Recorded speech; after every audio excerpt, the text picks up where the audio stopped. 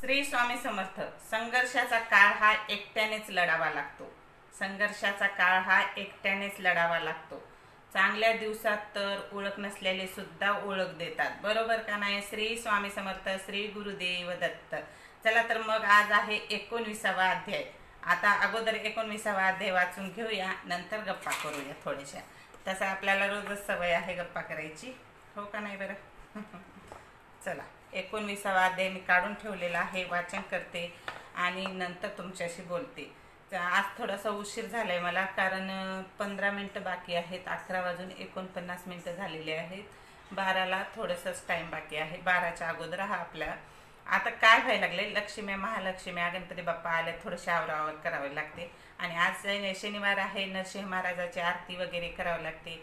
शाळा सुरू झाल्यात, मुलांच्या डबे करावे लागतात, त्यामुळं थोडंसं उशीर होतंय. मी म्हणलं सगळे कामं आटपायचे आणि नंतरच आपल्याला देवबाप्पा करायचा आणि आपले अध्यायसुद्धा नंतर वाचायचे, म्हणजे आपण निवांत राहतो.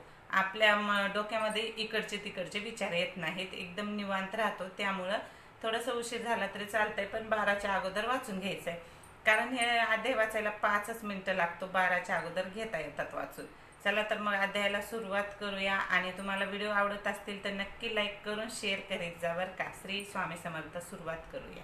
पूजा सुरू करायच्या अगोदर आपल्याला कपाळाला कुंकू लावून घ्यायचं आहे. स्त्रियांनी म्हणा, माणसांनी म्हणा, कोणी. आणि आपल्या हिंदू धर्मात आहेच तसं की कुंकू लावायला पाहिजे. इथे लावण्याचं पण खास कारण आहे, नंतर तुम्हाला व्हिडिओमध्ये सांगेल मी. पण लावून घ्यायला पाहिजे. आणि मी दररोज अगोदर इथं कुंकू लावून घेते, हळद कुंकू, आणि नंतरच पूजेला सुरुवात करते. चला तर मग अध्यायाची सुरुवात करूया. आज आहे 19वा अध्याय. ओम श्री गणेशाय नमः, श्री सरस्वती नमः, श्री गुरुभे नमः, श्री कुलदेवताय नमः, श्री पाद श्री वल्लभ, श्री नरसिंह सरस्वती दत्तात्रय सद्गुरुभे नमः. श्री स्वामी समर्थ महाराज की जय. अमरापूर गावातील अमरेश्वराच्या मंदिरात श्री नरसिंह सरस्वती स्वामी गुप्तपणे राहत होते. मंदिरात औदुंबर वृक्षाखाली ध्यानमग्न अवस्थेत ते बसत. दुपारच्या वेळी दररोज 64 योगिनी येऊन स्वामींना आपल्या नगरात नेऊन त्यांची पूजा करत व सुग्राम भोजन देत असत. स्वामी मंदिरात एकटेच राहतात, भिक्षाही मागत नाहीत. भोजनाची सोय काय याविषयी सर्व लोकात चर्चा होऊ लागली. एके दिवशी गावातील लोकांनी एका ब्राह्मणास दुपारच्या वेळी स्वामीकडे कोण येते का ते पाहण्यास पाठवले. योगिनी येण्याची वेळ झाली होती, तेवढ्यात या गृहस्थाच्या पोटात जोराने दुखू लागले. तो गृहस्थ परत गावात आला. योगिनी स्वामींना घेऊन जातात हे दृश्य एका शेतकऱ्याने पाहिले. दुसऱ्या दिवशी त्याच वेळी तो गंगानुज शेतकरी तेथे आला. नरसिंह सरस्वतीच्या मागे गेला. त्याने पाहिले की नदीचे पात्र दुबंगून स्वामी आत गेले. तोही पाठोपाठ गेला. त्याला तेथे रत्नखचित नगर दिसले. तेथे 64 योगिनींनी स्वामींचे स्वागत करून पूजा केली व भोजन दिले. हे सारे गंगानुजाने पाहिले. त्यांनी स्वामीचे दर्शन घेऊन आशीर्वाद घेतला. पुढे स्वामींनी त्याला काशी, गया, प्रयाग ही त्रिस्थळी यात्रा घडविली. स्वामीच्या संगतीने शेतकऱ्यांचे जीवन बदलून गेले. शेतकरी धनवान बनला व नरसिंह सरस्वतीचा भक्त झाला.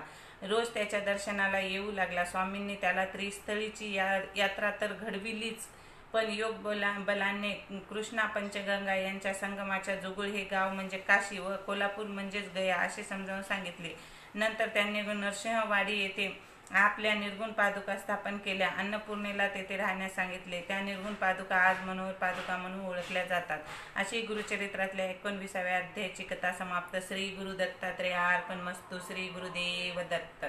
श्री स्वामी समर्थ महाराज की जय. श्री स्वामी समर्थ महाराज की जय. श्री स्वामी समर्थ महाराज की जय. श्री गुरुदेव दत्त. 19वा अध्याय झालेला आहे आणि 19व्या अध्यायामध्ये सांगितलेलं आहे की स्वामी महाराजांच्या दर्शनाने आणि स्वामी महाराजांचं रोज दर्शन घेतल्याने एका शेतकऱ्याचं जीवन कसं पलटून गेलेलं आहे. त्यामुळे स्वामीच्या सेवेत या, तुमचेही जीवन पलटून जाते. बघा, 19व्या अध्यायामध्ये असे सांगितलेलं आहे की स्वामी महाराजांच्या म्हणजेच नरसिंह सरस्वतीच्या दर्शनाने एका शेतकऱ्याचे जीवन कसे पलटून गेलेले आहेत. त्या शेतकऱ्याच्या मनात नव्हतं, ध्यानात नव्हतं स्वामी सेवेत यायचं. त्या ब्राह्मणाला ठेवलं होतं की स्वामी महाराजावर लक्ष ठेवा, की स्वामी महाराज जेवत नाहीत, खात नाहीत, काही नाही, मग ते कुठं राहतात, कुठं खातात, काय नाही. तर ते ब्राह्मण लक्ष ठेवत होता, पण ब्राह्मणाच्या नशिबात नव्हतं स्वामी महाराजांचं दर्शन घेणं. ब्राह्मणाच्या पोटात दुखू लागलं म्हणून ते गेला निघून आणि तिथं आला शेतकऱ्यांना पाहिलं. स्वामी महाराज सहजासहजी कोणाच्या नशिबात येत नाहीत आणि स्वामी महाराजांचा सहवास कोणाच्याही नशिबात येत नाही. तो भाग्यवानच असतो जो स्वामी महाराजांच्या चरणाशी जातो आणि सहवासात येतो, सेवेत येतो. तो एक भाग्यवानच असतो. जसा की तो शेतकरी होता भाग्यवान. त्याचं ते अचानक आला, स्वामी महाराजांचं दर्शन झालं, स्वामी महाराजांना पाहिलं आणि त्याची जीवन पलटून गेलं.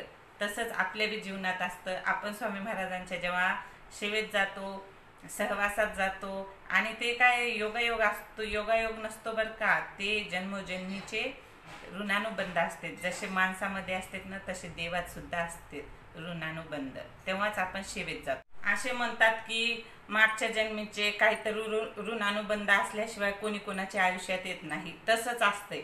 स्वामी महाराज सुद्धा आपल्या आयुष्यात येणं म्हणजे आपल्या जन्मोजन्मीचे पिढ्यानपिढ्यांचे ऋणानुबंध आहेत. पिढ्यानपिढ्यापासून आपली पिढी जी आहे ना, अगोदरपासून स्वामी महाराजांच्या सेवेत असेल, त्यामुळं आपण त्यांच्या सेवेत आलेलो आहोत. असे योगायोग नसते स्वामी महाराज कोणाच्याही सेवेत यायला. सहजासहजी त्यांना सेवा भेटत नाही बरं का. स्वामी महाराज तुम्ही कितीही प्रयत्न केला ना तरी पण नाव घेऊ शकत नाही स्वामी महाराजांचं, त्यांची सेवेत येऊ शकत नाही. ज्यांच्या नशिबात आहे, ज्यांचे मागच्या जन्मीचे काहीतरी ऋणानुबंध असतील, तेच व्यक्ती स्वामी महाराजांच्या सेवेत येतो आणि स्वामी महाराजांचा भक्त होऊन जातो, सेवेकरी होऊन जातो. बरोबर का नाही? मग तसंच आपलं पण आहे. आणि मला तर वाटते माझे पण किती दिवसाचे ऋणानुबंध आहेत काय माहीत. मी स्वामी महाराजांच्या इतक्या जवळ गेलेली आहे, इतकी सेवेत गेलेली आहे, म्हणजे मला स्वामी महाराजांशिवाय दुसरं काही दिसत नाही. 100% माझा विश्वास स्वामी महाराजांवरच आहे. आणि माझं जे जीवन आहे, माझा श्वास आहे, माझं चेहऱ्यावरचं हसू आहे, ते स्वामी महाराजांमुळेच आहे. बस मला एवढंच वाटतं. तुम्हाला कसा वाटतं व्हिडिओ नक्की कमेंट करून सांगा. आणि श्री स्वामी समर्थ लिहायला विसरू नका, लाईक करायला विसरू नका. श्री स्वामी समर्थ. जय जय स्वामी समर्थ. श्री गुरुदेव दत्त.